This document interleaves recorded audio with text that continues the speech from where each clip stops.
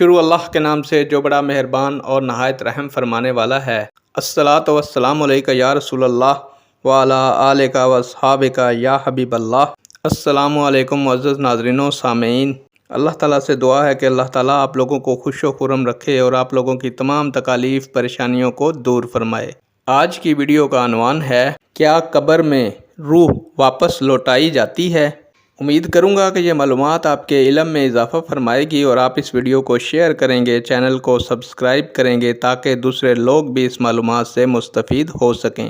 پیارے دوستو، بڑھتے ہیں ویڈیو کی جانب۔ قبر میں سوال پوچھنے سے پہلے ہی روح لوٹا دی جاتی ہے۔ پیارے دوستو، میت دفن ہونے سے پہلے ہر چیز دیکھ اور سن رہی ہوتی ہے۔